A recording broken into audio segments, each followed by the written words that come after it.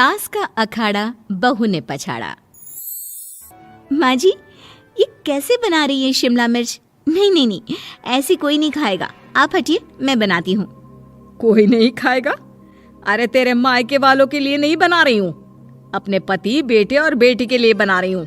और वो लोग शिमला मिर्ची ऐसे ही पिछले कई सालों से खाते आ रहे हैं। बहू बहू हो ना, थोड़ा सोच समझ कर जबान खोला करो, समझी? माँ जी, फिर तो मैं यही कहूँगी कि आपको खाना बनाना आता ही नहीं। बहू शिमला मिर्च बना लेती है, लेकिन अपने अंदाज में। फिर खाने के टेबल पर, ये सब्जी क्या बहू ने बनाई है? आज बहुत अलग लग रही है। भाभी, रंग तो बड़ा अच्छा दिख रहा है सब्जी का। अरे नहीं नहीं, मुझे तो माँ के हाथ वाली खानी थी। क्या है रीना, सब्जी माँ को ही बनाने दिया करो ना। सास, जिसे अब थोड़ा सा अपना पल्ला भारी दिख रहा होता है। अरे अब बेटा मेरा जमाना आ गया। ये घर कभी मेरे नाम से चलता था, लेकिन अब लग रहा है कि मेरा होना ना होना एक ही बराबर है। बहू तो पूरे घर के साथ रसोई में भी राज करना चाहती है। माँ जी, आप ही ने तो कहा था शादी के वक्त कि रानी बनाकर रखेंगी मुझे। तो देखिए, रानी का काम यही होता है ना, राज करना। अरे देख बहू, माना तू राज करना चाहती है, लेकिन भूल मत, पूरी रियासत अभी मेरी है। अरे कैसी बात कर रही हो तुम दोनों? और ये क्या तरीका होता है बहू से बात करने का? बेचारी अभी तो आई है, उसको आजादी भी नहीं दोगी क्या? तो वो इस घर को अपना घर कैसे समझेगी? देखिए पापा, माँ सही कह रही है। घर को अपना घर समझी, इसमें कोई बुरी बात नहीं है, लेकिन सिर्फ अपना और हमें पराया करने की कोशिश करे ना जी ना, ये सोच तो बिल्कुल अच्छी नहीं है। देख, तू छोटी है ना, छोटी की तरह रहा कर, हर बात पर बीच में ना बोला कर। क्यों? वो मेरी बेटी है तो मेरे तरफ से ही बोलेगी ना। माँ जी, ये तरफ परफ क्या होता है? हाँ, वो मेरी बहन नहीं है क्या?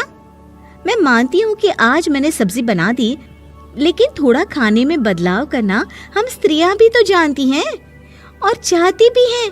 तो इसका मतलब ये तो नहीं कि घर के खाने की कोई वैल्यू ही नहीं है। देख, मैं कोई बहस नहीं करना चाहती, जाओ खाना खा लो। सभी खाना खाने बैठ जाते हैं। अगले रोज, माँ जी प्लीज, ये आस पड़ोस वालों को बोलिए ना, मुंह उठाकर घर में मत आ जाया करे। अरे किसी के घर आने जाने का कुछ वक्त तो होना चाहिए।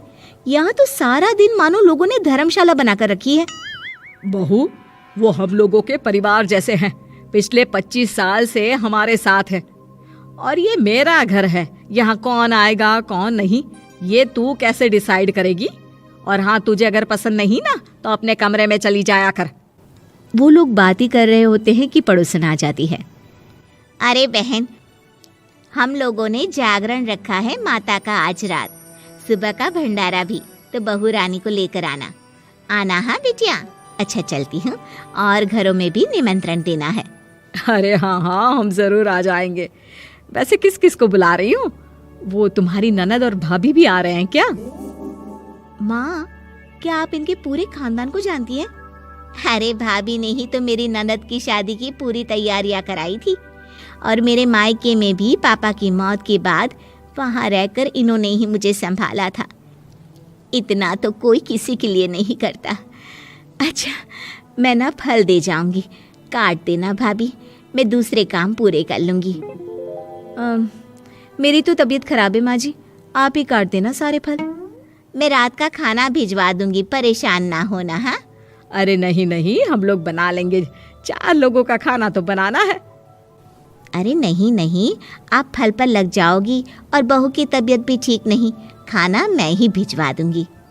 पड़ोसन चली जाती है और सास बहू की तरफ देखती है। देखा, जिसे तू धर्मशाला बोल रही थी, वो कितने अपने हैं।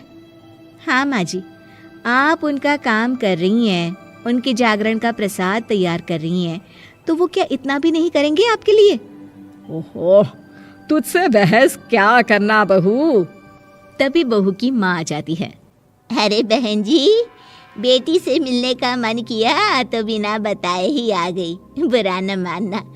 ये मत समझना कि ये मेरा घर नहीं, कोई धर्मशाला है। अच्छा अच्छा, तो ये घर पर आए मेहमानों को घर नहीं धर्मशाला वाला समझाने वाली आप ही हैं। वैसे आपको खुशी होगी कि आपकी बेटी के संस्कार भी ऐसे ही हैं। अरे माँ, किन बातों को सुन रही हो? आओ अंदर आ जाओ माँ। माँ बेटी के साथ अंदर आती है तो उसे अचार की महक आती है। हाय रे, कितनी अच्छी महक है। क्या बनाया है बहन जी? अचार बनाया है। आपकी बेटी बोल रही थी कि आप लोग कुछ अलग तरीके से बनाते हैं। मैं तो बस ऐसे ही। हम लोगों के घर पर तो अचार टिकता ही नहीं है। अरे आता ही किसे है अचार बनाना? लेकिन जैसे ही बेटी माँ को कमरे में ले जाती है, क्या है माँ, क्यों आ गई यहाँ पर? बताकर तो आना चाहिए। अरे कैसी बात कर रही है बेटी? माँ को बेटी से मिलने का मन किया तो क्या माँ नहीं आ सकती? आ सकती है माँ, क्यों नहीं, लेकिन तू ना पूरा खेल बिगाड़ रही है। खेल? कैसा खेल बेटी? मुझे भी तो बता देती तो मैं भी खेल लेती। माँ, जब से शादी करके इस घर में आई हूँ ना, सासू माँ ने मेरा घर का रट लगा कर रखा है। अब मैं ये बताना चाहती हूँ कि यहाँ मैं आ गई हूँ। कोई भी चीज़ जो पहले होती थी वो ठीक नहीं थी, तो मैं उसे परफेक्ट करूँगी। अच्छा, यानी बात सिंहासन की है कि पहली रानी को उतारना है। हाँ माँ, तुम्हें जो समझना है समझो, लेकिन बात तो यही है। पर बेटा वो बेटी कुछ नहीं समझती और दरवाज़ा खोलकर बाहर चली जाती है। माँ, जो कि एक अच्छी औरत होती है, बेटी को समझाने की कोशिश तो करती है। बाहर सास के सामने माँ कहती है, अरे बहन जी, आप चलिए ना मेरे साथ मेरे घर, बहू का मायका भी देख लीजिए। अरे नहीं नहीं बहन जी, आप ही रुकिए हम लोगों के पास। शाम को जागरण है, वहाँ ले चलेंगे। उसी का प्रसाद तैयार कर रही हूँ।